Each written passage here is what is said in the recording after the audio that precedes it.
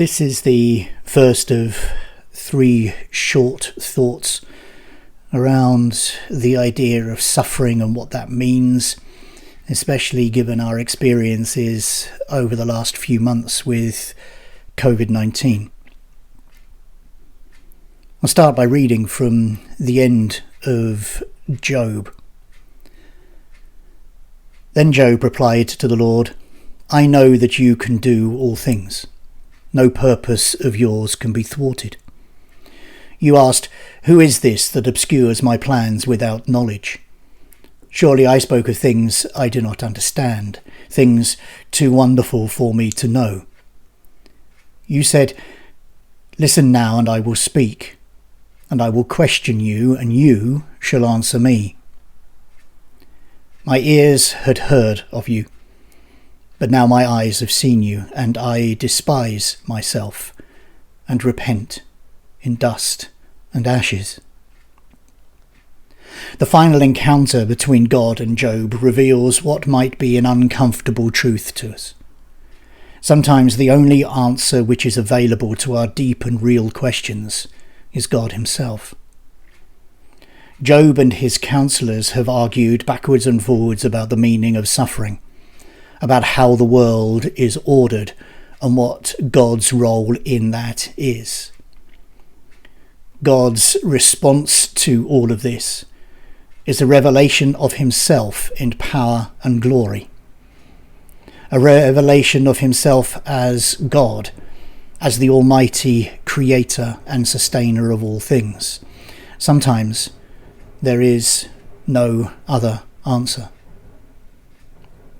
The recent COVID-19 pandemic and related lockdown in many countries has caused many to ask questions, to seek to know what it is that God is doing and saying. This is a natural response, and one which God doesn't condemn.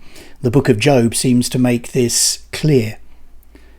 The truth is, of course, that God may be doing and saying many things simultaneously through COVID-19.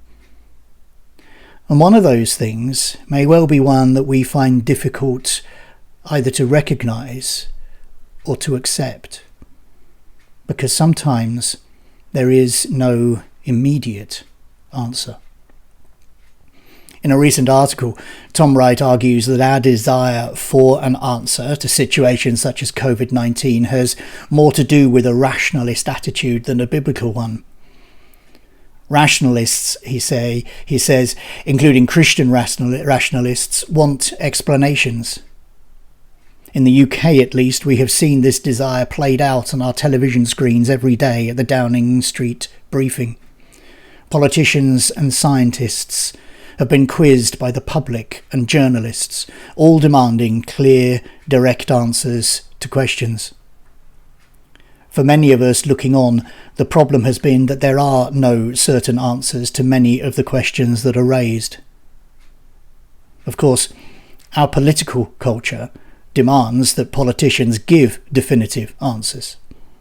Our societal culture demands that scientists have definitive answers. It is unacceptable for them to simply say, "We do not know," even when that is the only honest answer that can be given. And we as Christians are not immune to the culture within which we live. And I think as evangelical Christians we have been deceived into thinking that we need to have an answer to everything. But for us to pretend that there is an easy, simple, explicable answer to every issue, situation or problem which may arise in our lives or in the lives of others is to deceive ourselves. It's also unbiblical. Sometimes there is no easy answer.